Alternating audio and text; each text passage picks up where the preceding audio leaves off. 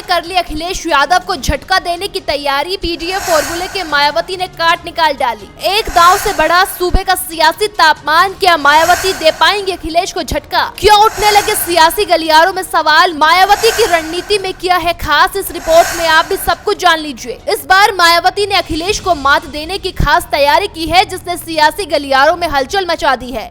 क्योंकि मायावती न सिर्फ चुनाव में पूरी ताकत के साथ लड़ने जा रही है, बल्कि संगठन को मजबूत करने के लिए भी बड़ा दांव चला है, जिसने राजनीतिक पंडितों को भी हैरत में डाल दिया है। खबरों की माने तो यूपी की सियासत में लंबे समय से हाशिए पर खड़ी बसपा अब नए तेवर और नए अंदाज के साथ मैदान में उतरने की तैयारी कर चुकी है। जो पिछले कुछ चुनावों से लगातार हार का सामना कर रही थी, अब 2027 के विधानसभा चुनाव को लेकर एक्टिव मोड में आ गई है।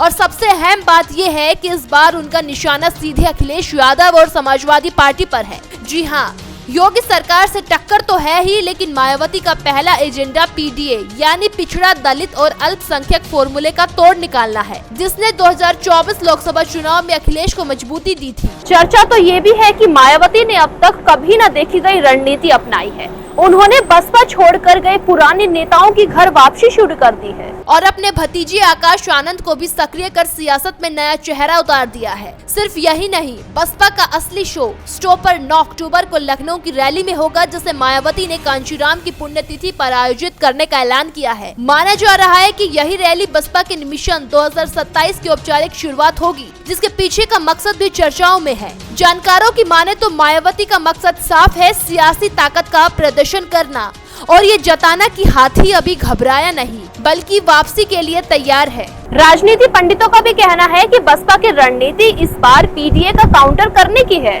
अखिलेश यादव ने 2024 में दलित, पिछड़े और मुस्लिम समाज का गठजोड़ करके बीजेपी को कड़ी टक्कर दी थी, लेकिन मायावती अब उसी कार्ड को उनके खिलाफ इस्तेमाल करने की तैयारी में है। उन्होंने बूथ स्तर पर मीटिंग और कैडर कैंप शुरू कर दिए हैं, जिसमें खास तौर पर दलितों के साथ अति पिछड़ा और मुस्लिम समाज को जोड़ने पर जोर दिया जा रहा है। यही वो क्लासिक त्रिकोणीय समीकरण है, जिस पर अगर मायावती पकड़ बना लेती है तो यूपी की 2 ध्रुवीय राजनीति सीधे तिकोनी हो जाएगी और अखिलेश की सबसे बड़ी मुसीबत बन जाएगी।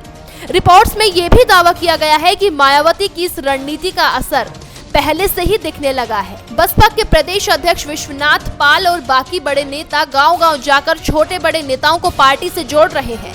हाल ही में आकाश आनंद के ससुर अशोक सिद्धार्थ की घर वापसी कराना इसका बड़ा उदाहरण है। बसपा धीरे धीरे ये संदेश दे रही है कि उसका बेस वोट चाहे दलित हो, गैर यादव ओबीसी हो या मुस्लिम, अब दोबारा पार्टी की तरफ लौट सकता है। और अगर ऐसा हुआ तो सबसे ज्यादा झटका सपा को लगेगा, क्योंकि यही वोट हाल ही में सपा की झोली में गया था। वरिष्ठ पत्रकारों का भी मानना है कि अगर मायावती इस बार अपने कोर वोट बैंक को दोबारा खींच लाती है तो सपा की रणनीति पूरी तरह गड़बड़ा जाएगी। राजनीतिक जानकारों के मुताबिक अखिलेश यादव का गैर यादव, ओबीसी और दलितों पर जो अस्थायी कब्जा हुआ है वो टिकाऊ नहीं है। वो बसपा की कमजोरी का फायदा उठाकर मिला था और जैसे ही बसपा मजबूत होगी, ये वोट बैंक खिसक कर हाथी पर चढ़ जाएगा।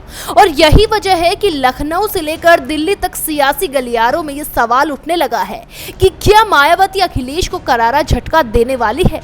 सिर्फ यही नहीं, चर्चा तो ये भी है कि मायावती ने इस बार राजनीति का शतरंज बड़ा सोच समझकर बिछाया है।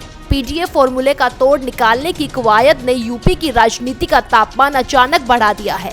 अब देखना यह है कि 9 अक्टूबर की रैली और उसके बाद का कैडर मूवमेंट कितना असरदार साबित होता है।